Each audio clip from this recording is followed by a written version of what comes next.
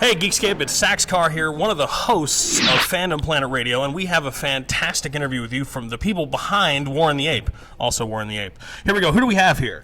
I'm Spencer Shenoy, co-creator of Greg the Bunny and Warren the Ape, which is on now. I'm Warren the Ape, exploited star who resents the implication that he was created. Dan Milano, very awkward relationship with Warren. Sean Baker, one of the co-creators, co-directors of the show. I'm Josh Sussman. I'm Cecil Greenblatt on the show, Warren's assistant. All right, so I guess the first question everyone's asking is, being associated with a famous ape, does it get you pussy? How's it been? It gets him pussy. It gets him pussy. Yeah, which is ironic because I'm the only one here who technically doesn't need it. So it's kind of ironic. But yeah, no, puppeteers and their associates not so popular with the ladies. But yeah, I do okay. Yeah. So smell my finger. Oh, Warren. Thank you for putting it on the microphone. That's exactly I what I was can be a looking for. puppeteer too, yeah. Well, I guess okay, so you guys are, it's very important you guys connect with your geek demographic. What is the geekiest thing about this show? Probably Dan Milano. I am one of the geekiest. Josh and I are the geekiest things about the show. We're fanboys. I think I'm absolutely influenced by, like comic books and movies I grew up with, and games like Dungeons and Dragons, and just the fact that we play with puppets kind of makes us geeks to begin with. And I'm actually fond of saying I think it's kind of a science fiction show. I mean, the idea that fabricated Americans are these puppets that live among us is kind of a sci-fi idea. But also, I'll say that when we created the show back in the mid '90s, like Sean, Dan, and I all had like different sort of geek interests that all kind of came together, and so we all bring definitely an eclectic mix to the group.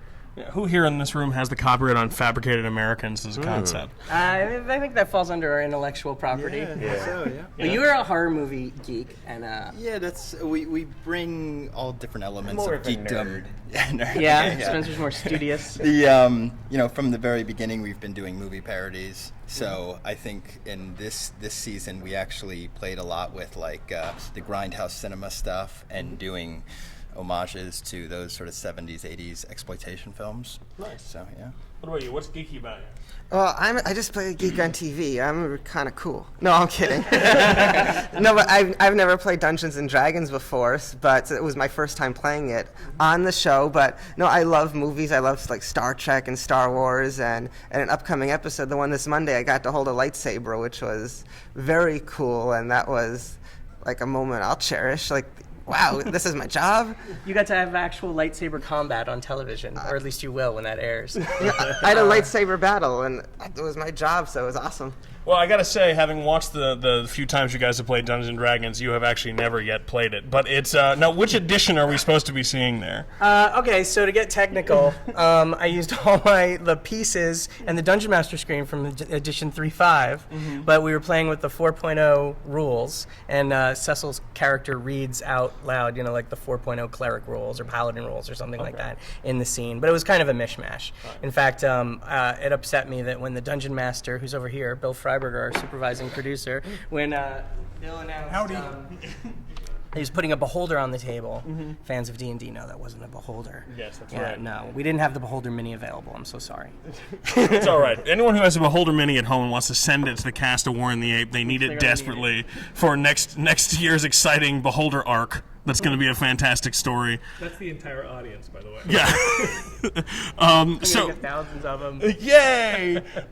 So I guess the question is, 4.0. Do you think it's cupcaked, or do you think it's still good for valid D&D players? You get out of it what you put into it. It's cupcaked, which makes it more accessible, which is a company I think they need to do to some extent. But also, I think that you get out what you put in. These guys are laughing. What the hell are you talking about? Warren's eyes have glazed over. Good. Keep talking. Keep talking. Just keep burying yourself. I think you get out of that stuff what you put into it. A role-playing game is as complicated as you want to make it. The rule books have always been suggestions and nothing but. So, if you want to make it extra crunchy, you can go ahead and do that. Yeah. What other famous people beyond Warren do you think play Dungeons and Dragons?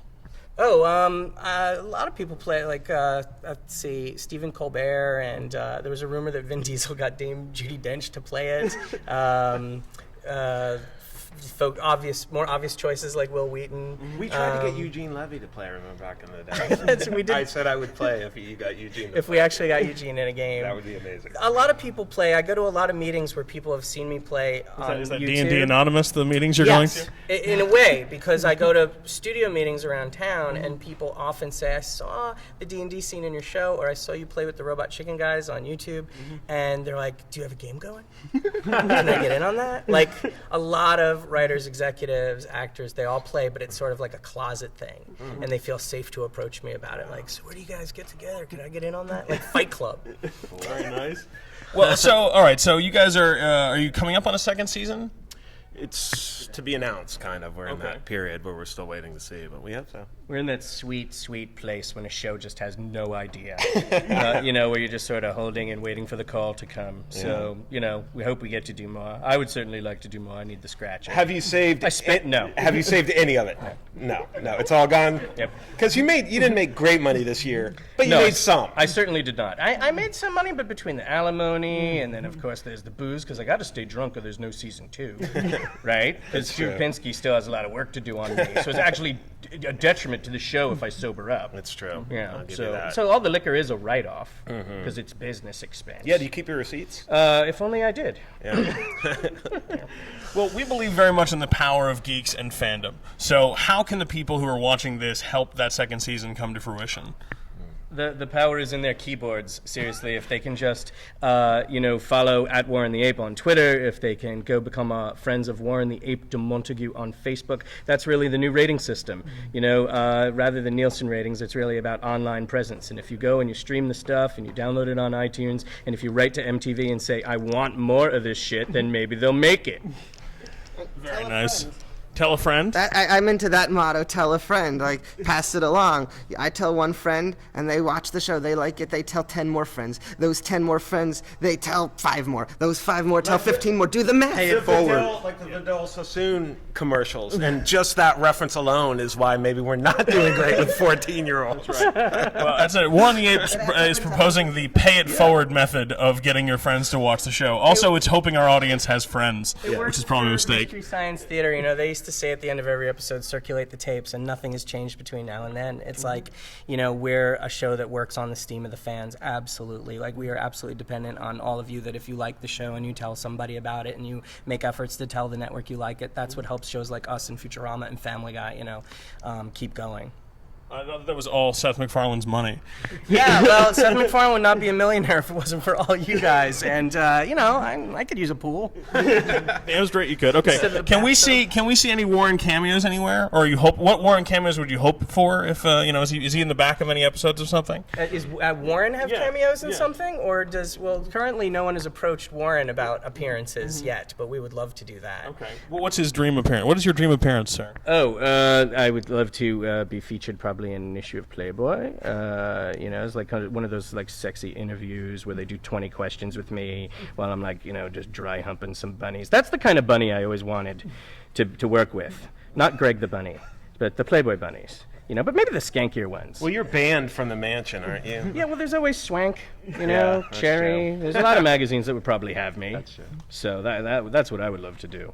And maybe my own talk show, like sort of Playboy After Dark, sort of De Montague After Dark. You're more of a club guy than a Playboy guy anyway. aren't Yeah, you? Club and Swank is probably more how I roll. Hustler, the ones where they show people peeing. Yeah. All right, folks. Well, that's about as much time as we have with these guys because they've got a big, long signing line they've got to get to right away. But remember, if you enjoy Warren the Ape, tell everyone about it. And if you don't, lie. So please, use the power of the internet to get these guys a second season because they rock. And keep tuning in here to Geekscape.net. I'm Sax Carr. See you next time.